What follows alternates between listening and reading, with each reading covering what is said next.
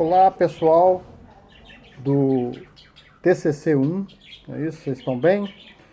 Eu gostaria de gravar alguns vídeos aí toda semana, né? E cada vídeo eu vou destacar uma parte do nosso trabalho. Já falei sobre o sumário, a estrutura do sumário, principalmente a estrutura do referencial teórico, que deixa muita dúvida. Na última aula nós falamos sobre a metodologia, não é isso? Agora eu queria voltar lá no referencial teórico e utilizar o mesmo livro da Silva Vergara, que eu passei foto para vocês, e que também depois eu passo fotos também dessa parte, que fala especificamente sobre o referencial teórico, porque a Vergara ela nos ensina, né, de forma muito brilhante sobre como fazer o trabalho. E o referencial teórico é sempre uma dúvida. Tem gente que até não gosta. Não, eu não quero fazer referencial teórico. Eu vou somente pesquisar. Eu vou ler aqui algumas partes, né, do capítulo que ela fala sobre referencial teórico e fazer comentários. Eu acho que é interessante para a gente saber. Por exemplo, eu sempre disse que o referencial teórico ele deve ser o meio pelo qual você vai confirmar ou não as suas hipóteses, ver se você atingiu ou não cada um dos objetivos específicos. Para isso, precisa ter teoria para cada um desses itens, para cada hipótese que foi levantada, para cada objetivo específico. Tem que ter teoria escrita, né, para o objetivo geral, que na verdade é a soma de todos os objetivos específicos. E nós temos que ter, principalmente, pelo objeto da pesquisa, aquilo que é o principal, que é o problema, aquela pergunta, né? Ele é materializado através daquela pergunta.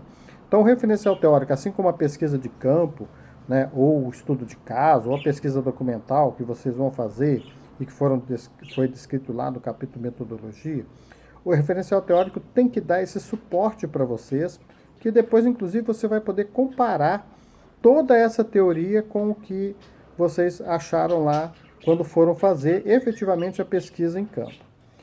Vamos olhar alguns trechos aqui que eu destaquei como muito interessante. A gente fala, né, mas está sempre falando, mas quando o autor de renome fala, o peso é muito maior. Denomina-se referencial teórico, isso é a Vergara falando. O capítulo do projeto que tem por objetivo apresentar os estudos sobre o tema, né, ou especificamente sobre o problema, né, o problema é o principal, né, então ele envolve o tema, né, como um todo. Já realizados por outros autores de renome. Não é isso? Faz, portanto, uma revisão da literatura existente. O referencial teórico é fazer uma revisão da literatura existente, não só dos livros, né, mas de todos os trabalhos que tiveram aquele mesmo tema, ou seja, que foram objetos de artigos, de dissertação de mestrado, de tese de doutorado, de encontros, né, que foram exibidos em encontros, enfim, que estão aí nos anais dos grandes encontros, né, científicos, né, da nossa área da administração, enfim, é um resumo de tudo isso que já foi feito, né, isso de forma muito crítica, evidentemente, né? Aqui diz o seguinte, ela coloca em itens, né? Por que você faz o referencial teórico? Isso é importante. Olha, o referencial teórico tem também outros objetivos, além de fazer a revisão da literatura, né? Permitir que o autor tenha maior clareza na hora de formular o problema da pesquisa.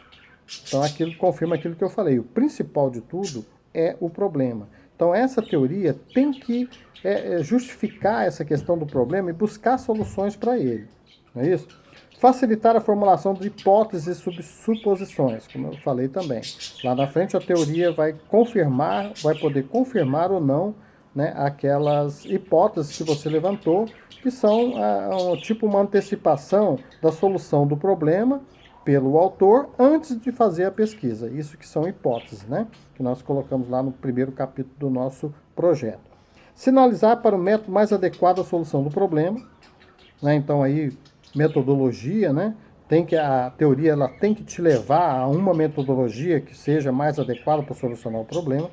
Permitir identificar qual o procedimento mais adequado para coleta e análise de dados e fornecer elementos também para interpretação desses dados. É isso mesmo? Aí, vou dizer até uma coisa até lógica que nós já sabemos, né? Mas é bom para reforçar, não é isso, a palavra do professor? Os insumos, quer dizer, o material para a construção desse referencial teórico pode ser obtido aonde? Na mídia eletrônica, o pessoal usa e abusa dessa mídia eletrônica, não é isso? Na internet. Em livros, eu até aconselho que no máximo 30% a 40%, lembra que eu falo em cima dos livros, né? Aqueles autores renomados que dão aquela estrutura para o seu trabalho. Em periódicos, revistas especializadas, principalmente, teses de doutorado, dissertações que são de mestrado, né? Que são as teses dos mestres, relatórios de pesquisa e outros materiais escritos, né? E até informações com outras pessoas, né? É um pouco mais delicado, mas se você está contando a história de um lugar, por exemplo, né? A entrevista com algumas pessoas, né? Simbólicas ali daquele lugar é interessante. E você registra aquela entrevista, não é isso mesmo? Bom, tem muita coisa aqui que a gente pode falar, né? Mas é uma coisa interessante. Olha, é relevante ler os autores clássicos, aqueles que estão aí, que todo mundo lê, né? No qual se insere o problema. Também a bibliografia recente, digamos assim, dos últimos 5 anos, é importante também. Não é isso? A gente deve procurar, como está dizendo aqui, evitar as traduções, de preferência a gente buscar a obra original. Não é isso mesmo? E quando a gente fala em obra primária, essa é muito importante. Primária não significa que é menos que as outras, não. Uma coisa primária, não, isso não tem tanta importância. Ao contrário, né? É você não pegar a fonte de uma outra fonte. Não é isso? Você pega a fonte de alguém que já escreveu e leu a fonte primária. Isso a gente acaba fazendo muito, infelizmente, né? Não deveria fazer, mas as pessoas fazem, leem um autor através do outro, não é? Que já teve uma interpretação, já teve uma crítica que não foi a sua. Não é isso? Então, procurar, de preferência, sempre a obra original. Na construção do referencial teórico, é interessante levantar o que foi publicado a respeito do objeto da sua investigação, apresentando várias posições teóricas. Então, isso a gente insiste bastante, não ficar somente num autor. Cada tema que você vai estudar, eu já disse isso aqui, reforça, 2 ou 3 autores falando daqueles temas. Não é isso mesmo? Vamos ver o que mais nós temos, né? É instigante dialogar, por escrito, é claro, né? Com os autores apresentados. Sempre que a gente fala, né, que é como se você estivesse fazendo uma reunião com os autores, né? Você conseguiu reunir todo mundo dentro de uma sala. E antes de você escrever, você tem que buscar exatamente essa questão da crítica, né? O que cada um está escrevendo de importante a respeito do assunto, no que eles estão concordando, no que eles estão discordando, no que um apresenta de uma forma e o outro apresenta de outra, exatamente para o seu referencial teórico ficar bem, digamos assim, discutido, não é? Aquele assunto não ter uma visão única. Não pode ter a sua visão por enquanto, mas a visão de vários autores, né? Aí está dizendo o seguinte, uma coisa que eu falo também, né? Uso parcimonioso de metáforas, de poesias, de histórias, né? Para ilustrar uma determinada ideia. Eu costumo até dizer para os meus orientandos não usar metáforas, tá? Evitar metáfora. Fala diretamente, não é isso?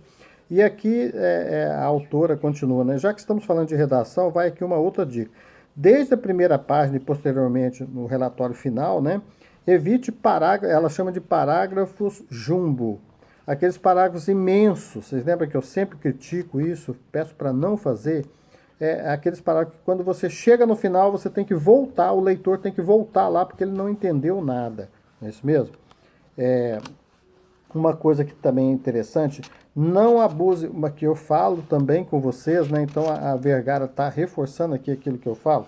Não abuse de transcrições